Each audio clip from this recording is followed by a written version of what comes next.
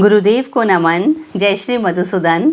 आज डिकोडिंग भगवत गीता के अंदर मैं आपको अध्याय 14 सुनाने जा रही हूँ। इसका नाम है गुणत्रय विभाग योग।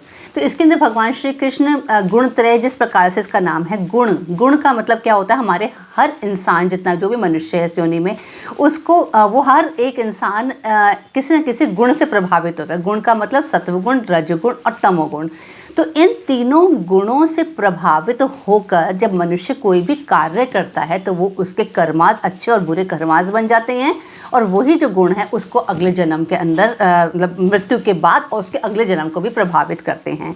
तो इसके अंदर भगवान, इसका मतलब गुणत्रय विभाग योग के अंदर इन तीनों गुणों के बारे में बताया गया है।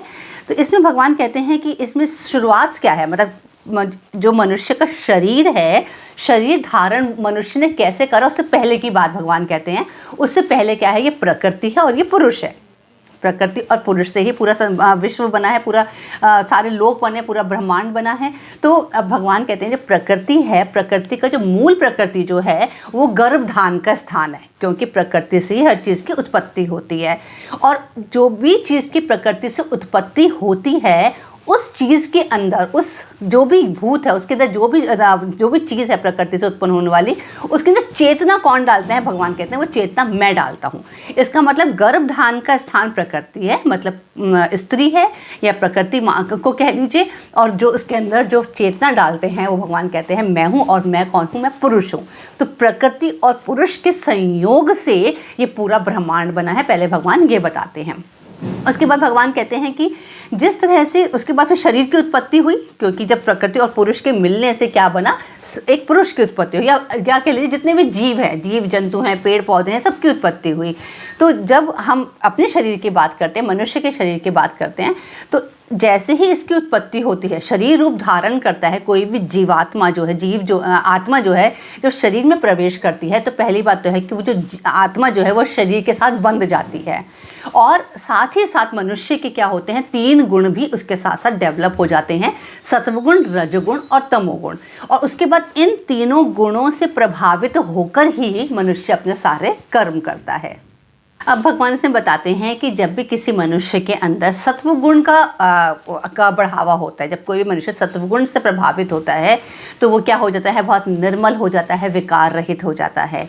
इसी प्रकार से जब इच्छाओं की कामना, जब हमारे किसी मनुष्य में कामनाएं उत्पन्न होती हैं तो वो क्या है, वो रजोगुण से प्रभावित है मनुष्य, इसलिए उसके अंदर कामनाएं हैं और साथ में आसक्ति है, मतलब अटैचमेंट है, अपने सगे संबंधियों से अटैचमेंट है, अपने बच्चों से, पति परिवार से अटैचमेंट है, और इच्छाएं रखता है मनुष्य। कोई भी कर्म जो कर रहा है वो इच्छाओं की पूर्ति के लिए कर्म कर रहा है, तो वो रजोगुण से प्रभावित होता है। और उसके बाद जो है तीसरा क्या है, तमोगुण। तमोगुण का मतलब भगवान की नज़र में तमोगुण जो है वो अज्ञान है। जब कोई भी प्राणी अज्ञानवश कोई भी कार्य करता है तो वो तमोगुण से प्रभावित होता है। इसी प्रकार से भगवान ने इसके अंदर बताया है कि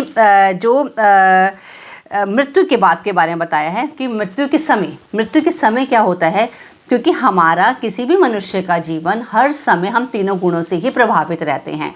आप इस बात को बहुत ध्यान से अपने लिए, अपने ऊपर इसको रख के आप सोच कर देखिएगा कि हर मनुष्य के अंदर ऐसा नहीं है क्योंकि सत्वगुण है तो वो सत्वगुणी ही रहेगा, तमोगुण वाला है तो वो तमोगुणी ही रहेगा, या रजोगुण वाला तो रजोगुण ही रहेगा।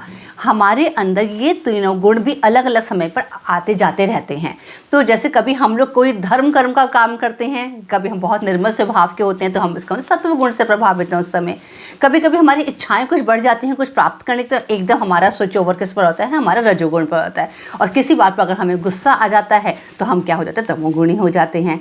तो ये तीनों चीज़ें, हमारे तीनों गुण जो है मनुष्य को जीवन भर प्रभावित करते रहते हैं। इसके बाद भगवान कहते हैं मृत्यु का जब समय आता है, तीनों गुणों से प्रभावित होकर मनुष्य अपना जीवन बिता रहा है, और ऐसे जीवन बिताते बिताते अंत समय क्या आ गया, मृत्यु का समय आ गया।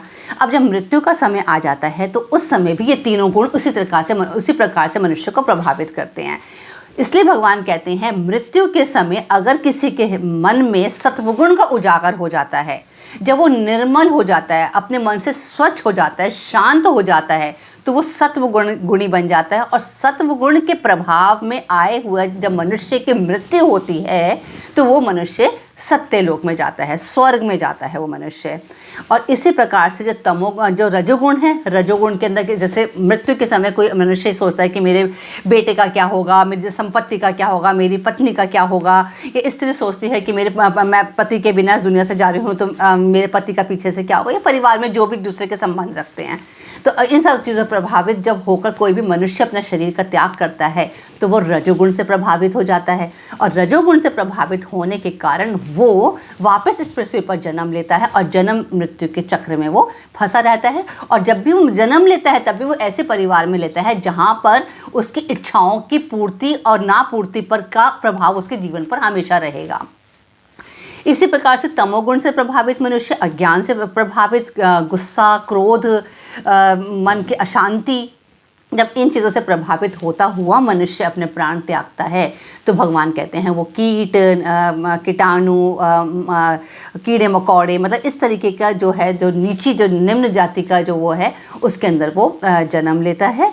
और ये भगवान इन तीनों गुणों के बारे में भगवान इस प्रकार से बताते हैं।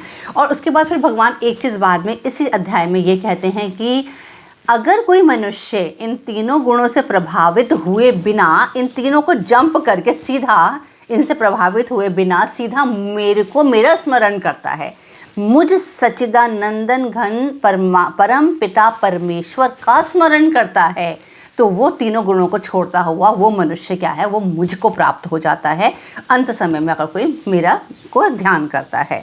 तो इस अध्याय के अंदर भगवान सारी बातें जो बता रहे हैं वो सारा इसी पर ही बेस्ड है। और साथ में भगवान कहते हैं जब मतलब मृत्यु के समय जो मतलब जब भगवान को याद करता हुआ किस प्रकार से, मतलब अब कोई कहे कि सिर्फ हम भगवान का स्मरण करें और हमारे आखिरी सांस निकल गई, एक तो वो, और साथ में क्या है कि जब उसमें समत्व का भाव आ जाता है। मतलब आप ये देखिए, भगवान का स्मरण करने का मतलब इस अध्याय में, या भगवान ने हमेशा एक चीज़ बताई है, जब अभी मैंने बोला कि सत्वगुण, रजोगुण और तमोगुण से प्रभावित ना होकर भगवान कहते तो मेरा स्मरण करो, इसका मतलब क्या हुआ कि सत्वगुण, रजोगुण और तमोगुण से प्रभावित ना होने का मतलब है कि हमारे में अज्ञान ना हो, हम किसी बंधन से ना बंधे, हमको अपने परिवार की चिंता ना हो, हमें आसक्ति ख़त्म हो जाए। जब आसक्ति ख़त्म होने का मतलब क्या है कि अब हम किस में आ गए, हम समत्व के भाव में आ गए हैं, हमारा मन शांत हो गया है, हमारा मन निर्मल हो गया है।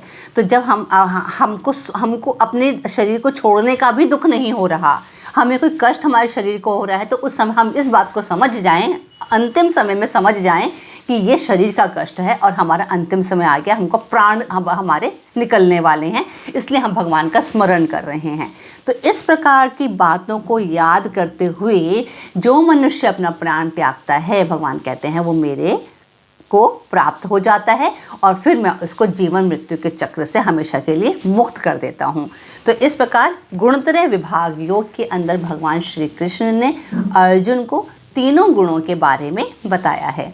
तो उम्मीद करती हूँ कि आज का अध्याय आपको अच्छा लगा होगा। अपने नेक्स्ट एपिसोड में दोबारा आपसे मिलती हूँ, तब तक के लिए हरि ओम तत्सत।